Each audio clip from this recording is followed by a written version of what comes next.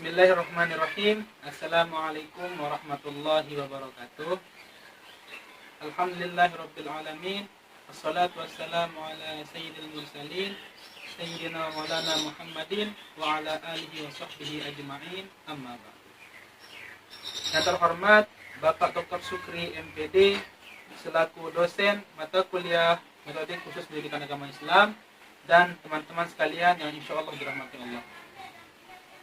Baiklah, kami dari kelompok 9 akan mempresentasikan makalah kami dengan judul Metode Pengamatan, Metode Resitasi, dan Metode Praktek. Saya Muhammad Lutfian Fakhrul Husaini selaku moderator sekaligus pemateri pertama dan teman saya Saudari Nilawati sebagai pemateri kedua. Baiklah, saya akan menyampaikan materi tentang metode pengamatan dan metode resitasi. Yang pertama yaitu metode pengamatan. Metode pengamatan adalah rangkaian kegiatan yang menekankan pada proses berpikir dan analisa untuk mencari dan menemukan jawaban sendiri dari perkara atau masalah yang sedang dipelajari atau sedang diteliti. Metode pengamatan juga sering disebut dengan metode inquiry. Pada metode ini, para siswa dan siswi ditekankan untuk mencari sendiri dan menemukan sesuatu dari pengamatan yang mereka lakukan. Mereka dituntut untuk mengamati sesuatu, kemudian menjelaskannya dan menuliskan apa saja yang ia dapatkan dari pengamatan tersebut. Sedangkan guru atau pendidik hanya menyediakan fasilitas atau alat peraga yang bisa diamati oleh para siswa dan siswi, dan hasil pengamatan itu akan mereka tanggung jawabkan sendiri hasilnya. Dasar metode pengamatan dalam Al-Quran. Dalam Al-Quran, Allah Subhanahu wa Ta'ala berfirman dalam surah Al-Ghasyiyah ayat 17 sampai ayat 20 yang berbunyi, A'udzubillahi minasyaitonir rajim. Afala yanzuruna ilal ibli kaifa khuliqat wa ilas samai kaifa rufi'at wa ilal jibali kaifa nusibat wa ilal ardi kaifa sutihat. Yang artinya, apakah engkau sudah memikirkan bagaimana unta itu diciptakan, dan langit bagaimana ia ditinggikan, dan gunung-gunung bagaimana ia ditegakkan, dan bumi bagaimana dia dihamparkan. Surah Al-Ghasyiyah ayat 17 sampai ayat 20. Berdasarkan penjelasan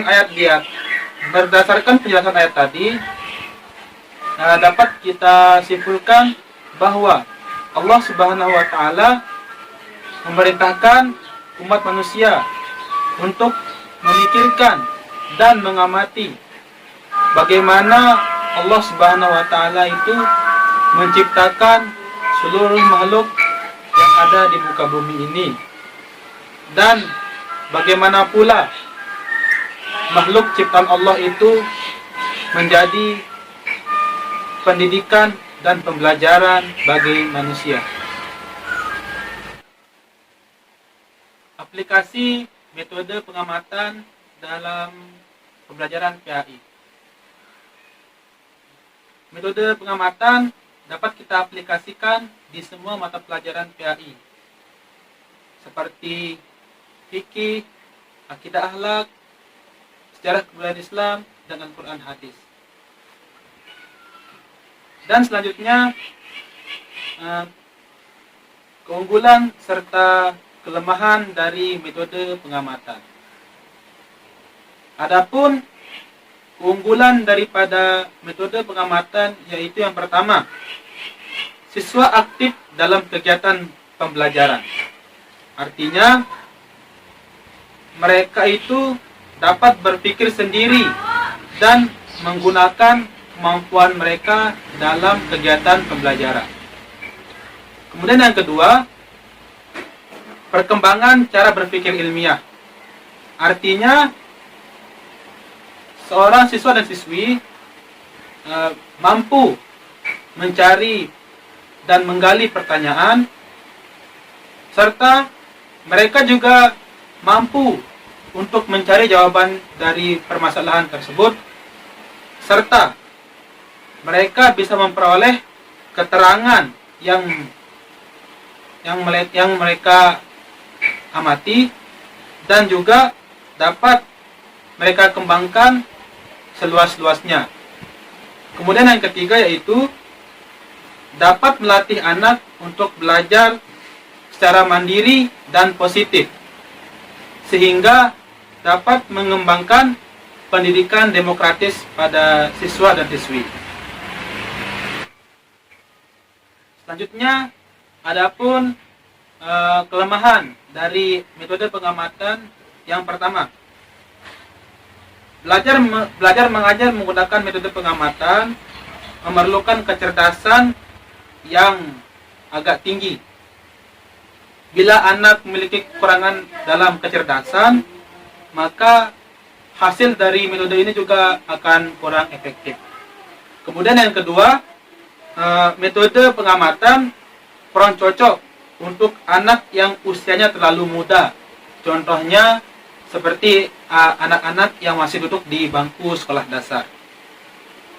Demikianlah materi tentang metode pengamatan. Baiklah, materi selanjutnya tentang metode resitasi. Secara bahasa, pengertian resitasi itu diambil dari bahasa Inggris yaitu recitation, yang berarti pembacaan. Sedangkan menurut istilah bahwa metode resitasi adalah metode penyajian bahan di mana guru memberikan tugas tertentu agar siswa melakukan kegiatan pelajaran. Metode resitasi sering disebut dengan metode pekerjaan rumah, di mana murid diberi tugas khusus di luar jam pelajaran. Dalam pelaksanaan metode ini, peserta didik dapat mengerjakan tugas tidak hanya di rumah, akan tetapi bisa juga dikerjakan di perpustakaan, di laboratorium, dan tempat-tempat lainnya. Dengan demikian, dapat kita simpulkan bahwa metode resitasi adalah metode pembelajaran yang dilakukan dengan memberikan tugas tertentu kepada peserta didik untuk dikerjakan dan hasilnya dipertanggungjawabkan.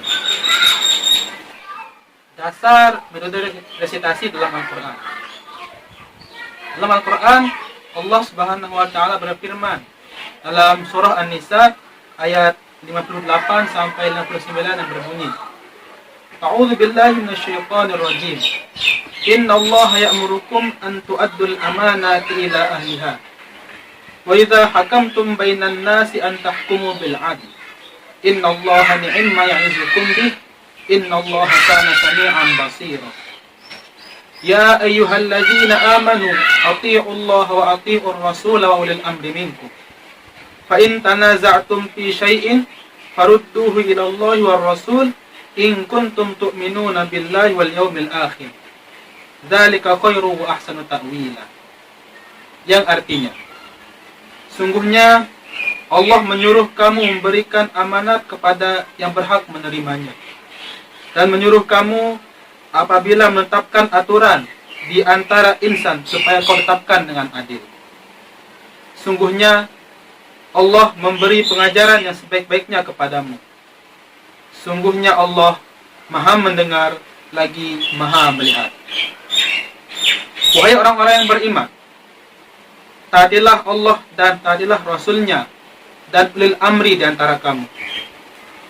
Kemudian, kalau kamu berlainan pendapat wacana sesuatu, maka kembalikanlah ia kepada Allah dan Rasulnya.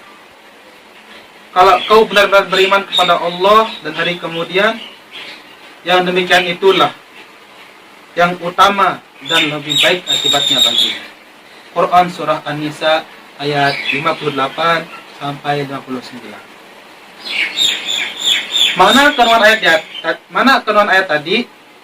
Bahwa Allah memberikan tugas pada manusia yang memiliki jabatan untuk menunaikan tugas dan kewajiban sebagai pemimpin di bumi dengan menegakkan amanat dari Allah serta menerapkan keadilan. Tentunya keadilan itu juga berlaku bagi seluruh umat manusia atau seluruh masyarakat yang dipimpinnya. Samping itu, Allah juga memberikan tugas kepada manusia untuk taat kepada Allah dan Rasul-Rasulnya serta taat pula kepada pemimpinnya saat itu.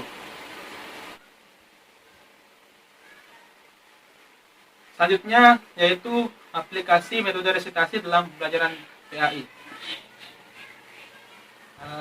Dalam pelajaran PAI, metode resitasi dapat kita aplikasikan pada semua mata pelajaran PAI. Sebagaimana metode yang saya jelaskan sebelumnya, bahwa metode resitasi juga dapat digunakan pada mata pelajaran seperti pelajaran fikih, Al-Quran hadis, akidah akhlak, dan juga sejarah budaya Islam. Selanjutnya yaitu kelebihan dan kelemahan metode resitasi. Yang pertama tentang kelebihannya. Kelebihan metode resitasi yang pertama yaitu peserta didik belajar membiasakan diri untuk mengambil inisiatif sendiri dalam segala tugas yang diberikan. Yang kedua, dapat mempertebal tanggung jawab.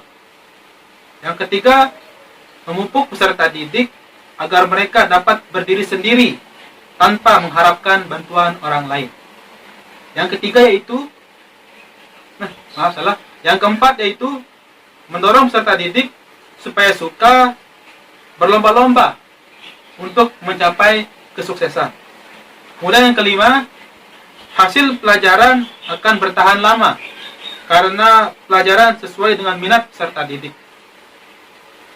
Yang keenam, dapat memperdalam pengertian dan menambah keaktifan dan kecakapan siswa.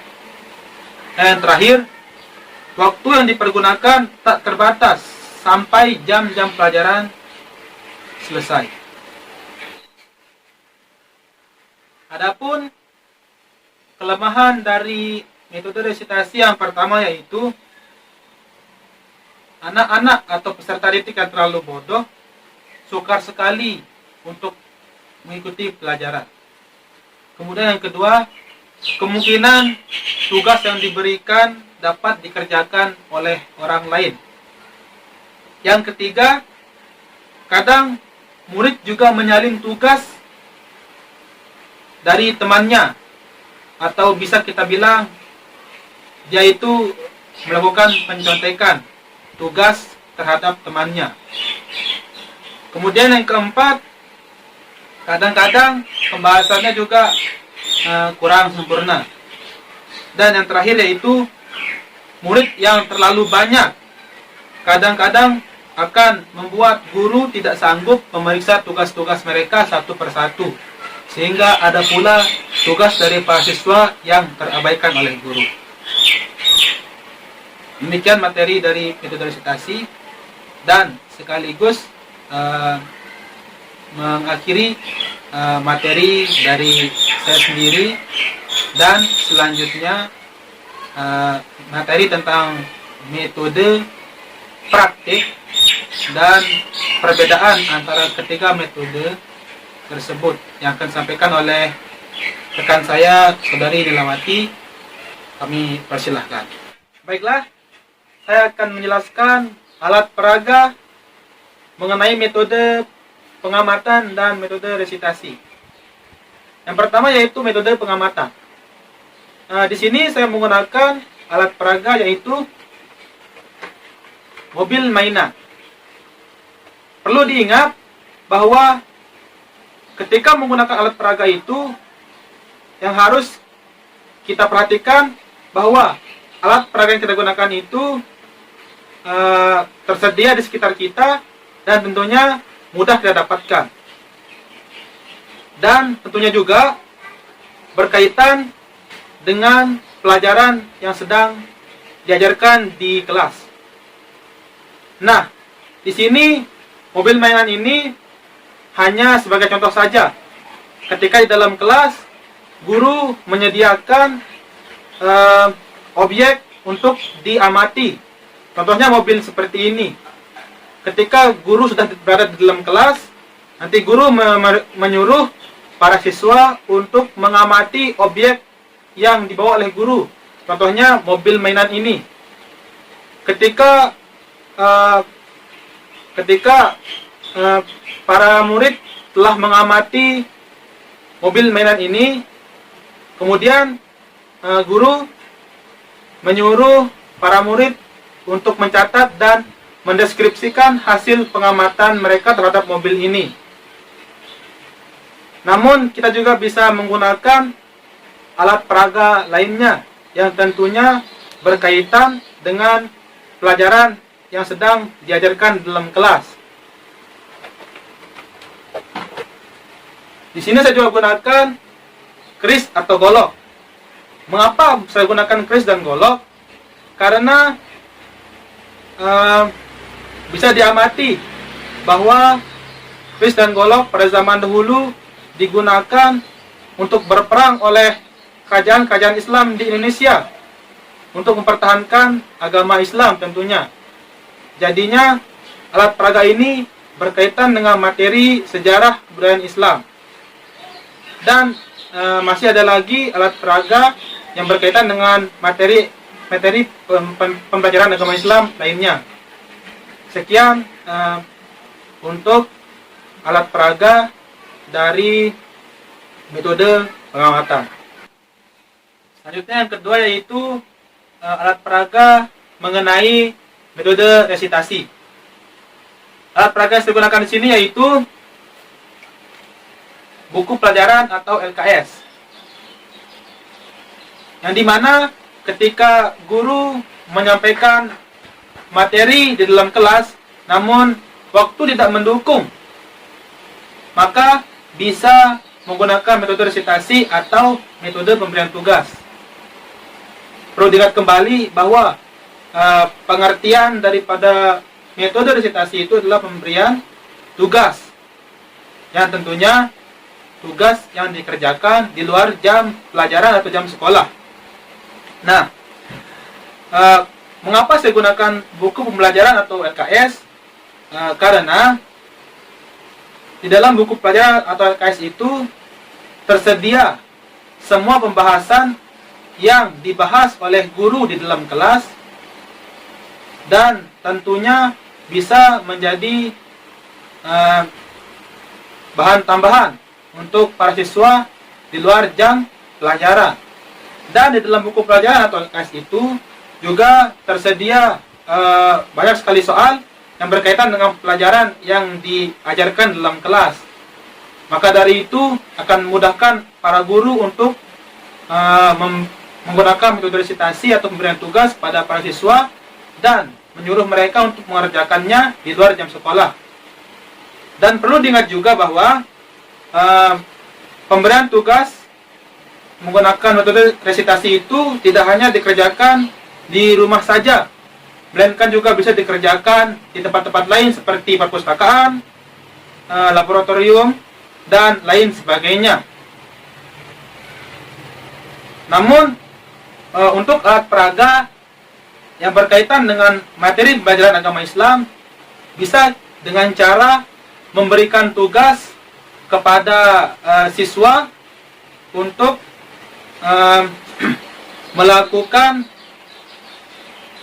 untuk melakukan sebuah penelitian. Contohnya untuk siswa laki-laki melakukan penelitian ketika sholat Jumat. Tentunya hal tersebut berkaitan dengan materi pembelajaran agama Islam, yaitu pelajaran fikih.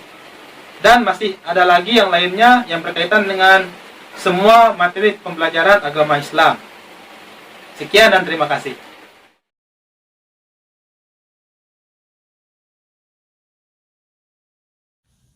Baiklah, saya Nilawati sebagai pemateri kedua akan menyampaikan mengenai metode praktik. Jadi, metode praktik ini berasal dari bahasa Inggris dari kata praktik yang artinya menjalankan, mengamalkan, dan mempraktikkan. Metode praktik ini sangat cocok pada anak usia SMP ataupun sanawiyah karena pada usia tersebut banyak amalan ataupun kegiatan keagamaan mulai ada kewajiban kepada mereka untuk melaksanakannya, terutama yang mencapai umur balik. Metode praktik ini juga merupakan metode yang pas untuk digunakan oleh guru dalam menyampaikan materi keagamaan ataupun dalam menyampaikan materi lainnya, di mana pengenalan mengenai nilai-nilai keagamaan harus ditanamkan sejak dini agar tercapainya pribadi mulia pada diri seseorang. Dengan metode praktik ini, maka akan tersalurkan dengan baik karakter dari peserta didik tersebut, sehingga peserta didik akan lebih mudah memahami apa yang mereka pelajari sendiri dengan mendapatkan pengalaman secara langsung. Selanjutnya, dasar metode praktik dalam Al-Quran maupun hadis. Dalam Al-Quran, banyak beberapa ayat yang terkait dengan metode praktik ini, seperti dalam kisah malaikat Jibril yang menyuruh Nabi Muhammad SAW untuk mengikuti bacaan yang dibacanya. Dalam penerimaan wahyu pertama tersebut, Nabi Muhammad SAW disuruh oleh malaikat Jibril untuk membaca 5 ayat dalam surah Al-Alaq yang artinya, bacalah dengan menyebut nama Tuhanmu yang menciptakan. Dia telah menciptakan manusia dari segumpal darah, dan Tuhanmu lah yang maha pemurah yang mengajarkan manusia dengan perantara kalam. Dia mengajar kepada manusia apa yang tidak diketahuinya. Quran Surah Al-Alaq ayat 1-5. Baiklah, selanjutnya aplikasi penggunaan metode praktik dalam pembelajaran pendidikan agama Islam. Ada beberapa materi yang mutlak, wajib atau harus menggunakan metode praktik ini dalam pembelajaran PAI. Salah satunya yaitu materi fikih. Dalam materi fikih ini banyak materi ataupun pelajaran yang dapat dilakukan dengan metode praktik. Salah satunya yaitu materi tentang sholat. Seperti pada alat peraga berikut ini. Di sini terdapat seorang guru dan beberapa siswa yang sedang melaksanakan kegiatan praktik sholat. Dalam praktik sholat ini, guru terlebih dahulu memperagakan atau mempraktikkan bagaimana cara sholat yang benar menurut ketentuan pada umumnya.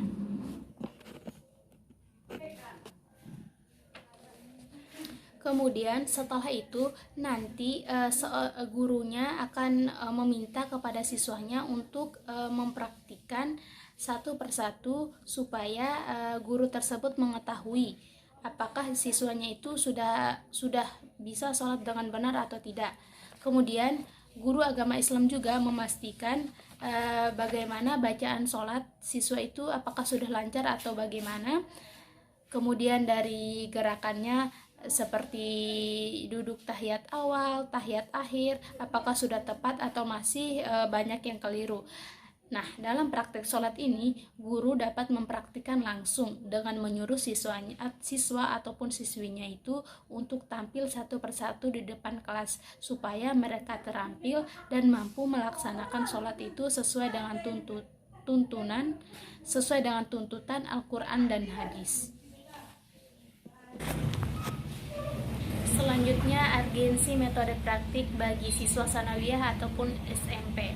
Metode praktik ini merupakan metode paling baik untuk diterapkan kepada siswa menengah pertama sanawiyah ataupun SMP. Sebab pada masa tersebut pada umumnya baru mulai memasuki usia akil balik, yaitu usia yang mulai diwajibkan melaksanakan semua ajaran agama Islam. Usia tersebut merupakan usia yang sangat membutuhkan pengetahuan praktik, sebab mereka bukan hanya sekadar mengetahui, memahami, dan menguasai ajaran agama Islam tersebut, namun yang paling penting adalah mereka mengaplikasikan ajaran agama Islam itu sendiri. Karena itu, ilmu agama yang mereka peroleh wajib dan mutlak segera dilaksanakan atau dipraktikkan dalam kehidupan mereka sehari-hari.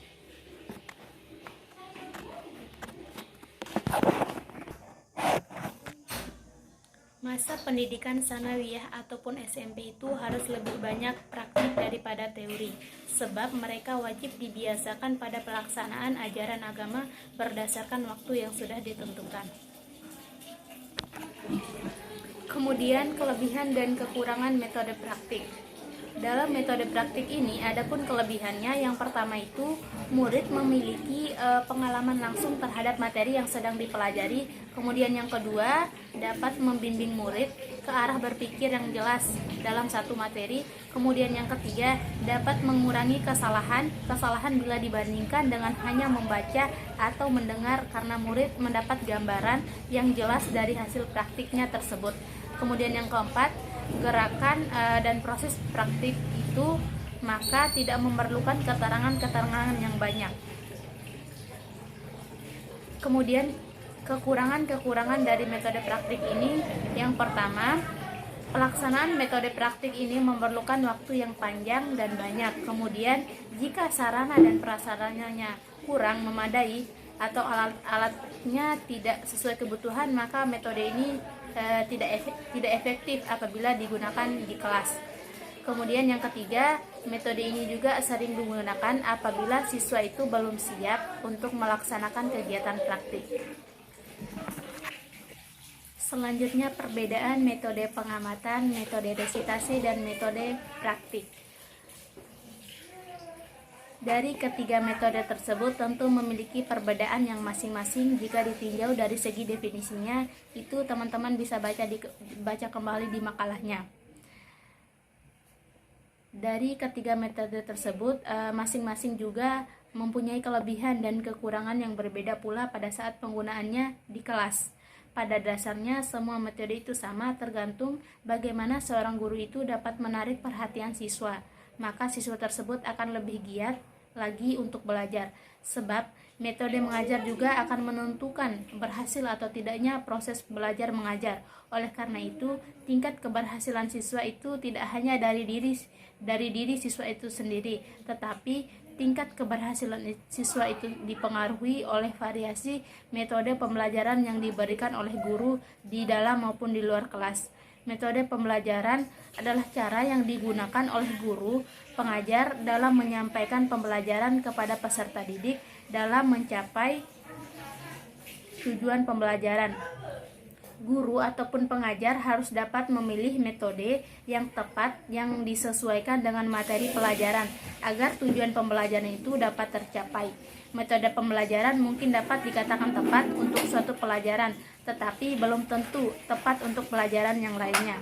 Untuk itu, guru haruslah pandai dalam memilih dan menggunakan metode-metode pembelajaran yang mana yang akan digunakan dan disesuaikan dengan materi yang akan diberikan dan karakter dari siswa itu sendiri. Terima kasih, mungkin itu saja materi yang dapat saya sampaikan. Saya kembalikan kepada moderator. Baiklah, mungkin hanya ini yang dapat kami sampaikan. Kurang dan lebihnya kami mohon maaf. Kami dari kelompok 9 berterima kasih atas segala perhatiannya. Sekian, Assalamualaikum warahmatullahi wabarakatuh.